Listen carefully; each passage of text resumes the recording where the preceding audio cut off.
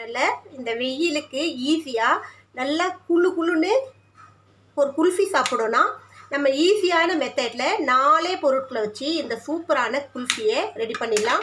So அருமையாக இருக்கும், நல்லா டேஸ்ட்டாக இருக்கும். இந்த குல்ஃபி வந்து நம்ம வீட்டில் இருக்கிற பொருட்களை வச்சே ரெடி பண்ணலாம். அதே போல் டக்குன்னு ஈஸியாகவும் ரெடி பண்ணிடலாம். ரொம்ப நேரம் இந்த வெயிலில் அடுப்பில் நின்று நம்ம குல்ஃபியை ரெடி பண்ணணும்னு அவசியம் இல்லை. ஒரு 10 நிமிஷத்தில் இந்த குல்ஃபி ரெடி ஆகிடும். ஸோ நீங்கள் வந்து இதை ஃப்ரீசரில் வச்சு ஜில் பண்ணி சாப்பிட்லாம். நினச்ச நேரத்தில் செஞ்சு நீங்கள் இந்த குல்ஃபியை சாப்பிட்ணுன்னா எங்கள் சேனலில் ஃபுல்லாக பாருங்கள் எங்கள் வீடியோவை. ஸோ இதில் கொஞ்சம் சின்ன சின்ன டிப்ஸ் கொடுத்துருக்கேன்.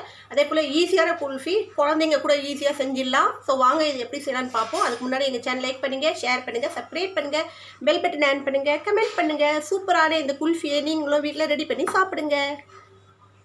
குல்ஃபி செய்கிறதுக்கு நம்ம ஃபஸ்ட்டு ப்ரெட் எடுத்துக்கலாம். ப்ரெட் வந்து மில்க் ப்ரெட் எடுத்திருக்கேன். ஸோ வந்து ஒரு 1/2 லிட்டர் பாலுக்கு ஒரு 6 ப்ரெட் எடுத்திருக்கேன். 1/2 லிட்டர் பாலுக்கு 6 ப்ரெட் எடுத்துக்கோங்க. ஸோ 1 லிட்டர் எடுத்திங்கன்னா ஒரு 10 ப்ரெட் எடுத்துக்கோங்க. இப்போ இதோட சைட்ஸ் எல்லாம் நம்ம கட் பண்ணிடலாம்.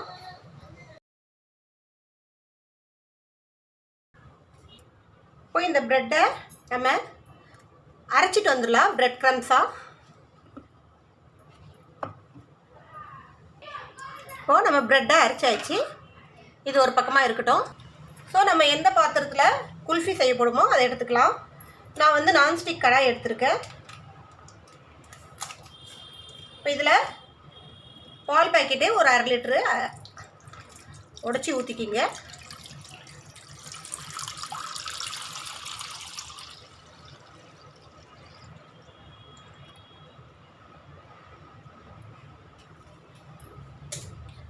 பால் பவுடர் ஒரு 100 கிராம் அளவுக்கு போட்டுக்கலாம்.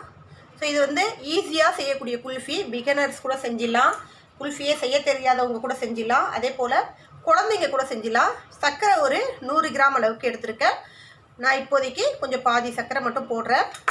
நமக்கு இனிப்பு எந்த அளவுக்கு தேவைன்னு சொல்லிட்டு பார்த்துட்டு அதுக்கப்புறம் நம்ம சர்க்கரையை ஆட் பண்ணிக்கலாம். இப்போ இது ரெண்டுத்தையும் இதில் நல்லா மிக்ஸ் பண்ணிக்கிங்க. இப்போ நம்ம குல்ஃபி செய்யும் போதே இனிப்பு பார்க்கும்போது இனிப்பு கம்மியாக இருந்துச்சுன்னா கொஞ்சம் ஆட் பண்ணிக்கலாம் சர்க்கரையை. இப்போவே மொத்தமாக போட்டோன்னா சில பேர் நல்லா இனிப்பு சாப்பிட்றவங்க இருப்பாங்க, சில பேர் குறைவாக சாப்பிட்றவங்க இருப்பாங்க. அவங்களுக்கு தகுந்த மாதிரி சர்க்கரையை ஆட் பண்ணிக்கிங்க.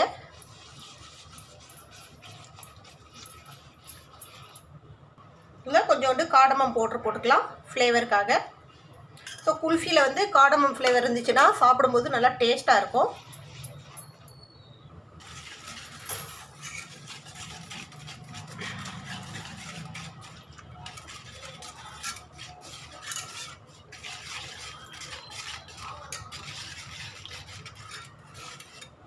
அவ்வளோதான், இது மிக்ஸ் ஆகிடுச்சு. இப்போ இதை வந்து நம்ம அடுப்பில் வச்சு பாயில் பண்ண ஆரம்பிக்கலாம். ஸோ இதை வந்து கைவிடாமல் நீங்கள் கிண்டிகிட்டே இருங்க. இதில் நம்ம கார்ன்ஃப்ளவர் மாவு ஆட் பண்ணல, கஸ்டர்ட் பவுடர் ஆட் பண்ணல. ஸோ சூப்பரான ஈஸியாக செய்யக்கூடிய இந்த குல்ஃபி.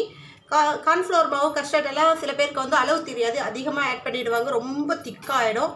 இல்லை கம்மியாக ஆட் பண்ணிடுவாங்க, ரொம்ப தண்ணியாக இருக்கும். ரொம்ப நேரமாக நம்ம வந்து குல்ஃபி ரெடி ஆகுமான்னு சொல்லிட்டு அதை நம்ம கிண்டிகிட்டே இருக்க வேண்டியது இருக்கும். ஸோ இது ஈஸியாக செஞ்சிடலாம், நல்லா சூப்பராக இருக்கும். இதில் நீங்கள் காடமம் பவுடர் தவிர்த்து வேறு ஏதாவது ஃப்ளேவர் ஆட் பண்ணுறதா இருந்தால் கூட பண்ணிக்கலாம். மேங்கோ ஃப்ளேவர், அப்படி இல்லைன்னா கஸ்டர்டு, பாதாம், உங்களுக்கு என்ன ஃப்ளேவர் தேவையோ அதை ஆட் பண்ணிக்கலாம். ஸோ நல்லா டேஸ்ட்டாக இருக்கும். வெனிலா ஃப்ளேவர் கூட குல்ஃபியில் ஆட் பண்ணி வெனிலா குல்ஃபி ஆட்டம் சாப்பிட்லாம். நம்ம இஷ்டம்தான், நம்ம சூப்பராக என்ன ஃப்ளேவர் வேணாலும் ஆட் பண்ணி இந்த குல்ஃபி செஞ்சு சாப்பிட்லாம். நல்லா டேஸ்ட்டாக இருக்கும். ஸோ நம்ம வந்து டக்குன்னு ஒரு குல்ஃபி செஞ்சு ஃப்ரீஸ் பண்ணி சாப்பிட்றதுக்கு ஈஸியான மெத்தட் இது. ட்ரை பண்ணி பாருங்கள். ஸோ இது நல்லா பாயில் ஆகி ஓரளவுக்கு பால் கொஞ்சம் சுண்டு வரட்டும். இந்த பால் நல்லா கொதிச்சு ஓரளவுக்கு சுண்டு வரும்போது இந்த ப்ரெட் க்ரம் நம்ம ஃபஸ்ட்டு பாதி போடுவோம், ஃபுல்லாக கம்ப்ளீட்டாக ஒரே அடியாக போட்டுறக்கூடாது. இப்போ இதை நல்லா கிளறி விடுங்க. ஸோ இந்த ஸ்டேஜில் நீங்கள் சர்க்கரை போதுமான்னு சொல்லி பார்த்துக்குங்க. இனிப்பு பத்தலைன்னா இப்போதைக்கு நீங்கள் இனிப்பு ஆட் பண்ணிக்கலாம்.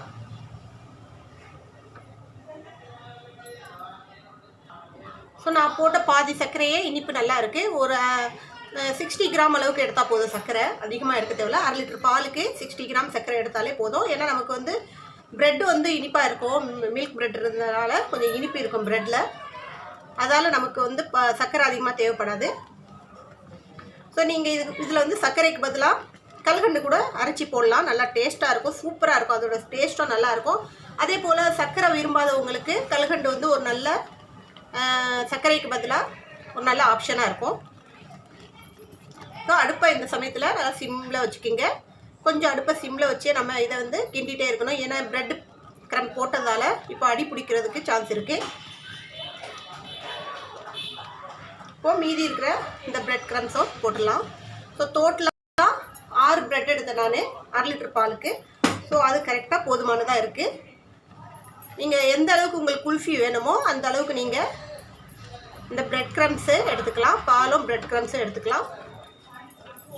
ஸோ இதில் நான் கொஞ்சோண்டு நட்ஸு கட் பண்ணி வச்சுருக்கேன். இது ஆப்ஷன் தான், இது போடாமல் அப்படியே கூட இது வந்து சேவ் பண்ணலாம், ஃப்ரீஸ் பண்ணிக்கலாம். பட் கொஞ்சம் நட்ஸ் போட்டோன்னா குல்ஃபியில் வந்து நட்ஸ் இருந்தால் தானே நல்லாயிருக்கும். ஸோ அதால் கொஞ்சோண்டு பாதாமும் கொஞ்சோண்டு பிஸ்தாவும் கட் பண்ணி ஆட் பண்ணியிருக்கேன். இது வந்து இந்த அளவுக்கு இருந்தால் தான் நம்ம வந்து ஃப்ரீஸ் பண்ண முடியும். இது கொஞ்சம் ஆறட்டும், ஆறின பிறகு நம்ம ஃப்ரீஸ் பண்ணிக்கலாம். ஸோ உங்களாண்ட சின்ன சின்னதாக குல்ஃபி மோல்டு இருந்துச்சுன்னா அந்த மோல்டில் போட்டு ஃப்ரீஸ் பண்ணிக்கலாம். அப்படி இல்லைன்னா இந்த டிஃபன் பாக்ஸோ இல்லை இந்த மாதிரி ஏதாவது மோல்டு இருந்துச்சுன்னா அதில் நீங்கள் இதை போட்டு செட் பண்ணி ஃப்ரீசரில் வச்சுடுங்க.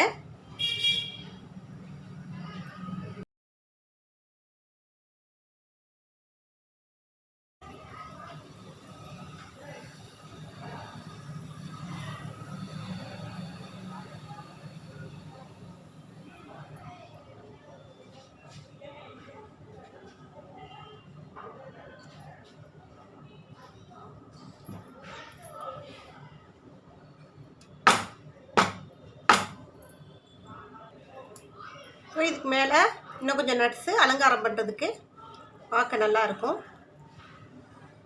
இது வந்து ஆப்ஷன் தான், இதை நீங்கள் போடணுன்னு அவசியம் இல்லை, அப்படியே சாப்பிட்டா கூட இந்த குல்ஃபி நல்லா சூப்பராக இருக்கும்.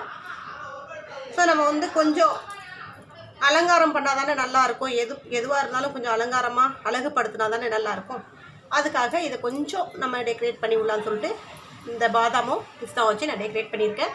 இப்போ இதை கிட்டத்தட்ட நீங்கள் ஒரு 8 ஹவர் ஃப்ரீஸ் பண்ணணும். ஸோ நீங்கள் ஓவர் நைட்டு முதல் நாள் செஞ்சுட்டு ஓவர் நைட் கூட இதை நீங்கள் ஃப்ரீஸ் பண்ணி மறுநாள் எடுத்து சாப்பிட்லாம், நல்லா சூப்பராக இருக்கும். இப்போ நான் இதை ஃப்ரீசரில் வச்சிடுறேன். நம்ம ஃப்ரீஸ் பண்ணும்போது அப்படியே ஓப்பனில் வச்சு ஃப்ரீஸ் பண்ண முடியாது இல்லையா, அதுக்காக நான் இந்த க்ரீன் ஃபிலிம் பேப்பரை கவரை இதில் மேலே கவர் பண்ணியிருக்கேன். ஸோ இதோ இல்லாட்டி ஃபாயில் கவரோ இங்கே ஏதாவது வச்சு மேலே கவர் பண்ணிவிடுங்க. இப்போ இதை நம்ம ஃப்ரீசரில் வச்சிடலாம். ஒரு 8 ஹவர் கழித்து நம்ம இதை எடுத்து எப்படி வந்திருக்கு நம்ம குல்ஃபின்னு பார்ப்போம். குல்ஃபியை நம்ம ஓவர் நைட் வச்சு எடுத்தாச்சு. ஸோ நல்லா செட் ஆகிடுச்சு பாருங்கள், சூப்பராக. ஸோ இதே போல் சூப்பரான குல்ஃபியை நீங்களும் ட்ரை பண்ணி பாருங்கள், டக்குன்னு செஞ்சிடலாம். ஸோ குழந்தைங்க கூட இந்த குல்ஃபியை ஈஸியாக செஞ்சு நீங்கள் இந்த வெயில் நேரத்தில் ஜில்லுன்னு சாப்பிட்லாம், நல்லா சூப்பராக இருக்கும். டேஸ்ட்டும் நல்லா சூப்பராக இருக்கும், அல்டிமேட்டாக இருக்கும். நல்ல டேஸ்ட்டான இந்த குல்ஃபியை நீங்கள் ட்ரை பண்ணி பாருங்கள். ஸோ இதே போல் இன்னொரு ரெசிபியோடு உங்களை சந்திக்க வரை உங்களிடம் விடைபெறுவது உங்கள் லிஷா. எங்கள் சேனல் லாஸ்ட் வரைக்கும் பார்த்தவங்க அனைவருக்கும் மிக்க நன்றி. பாய்.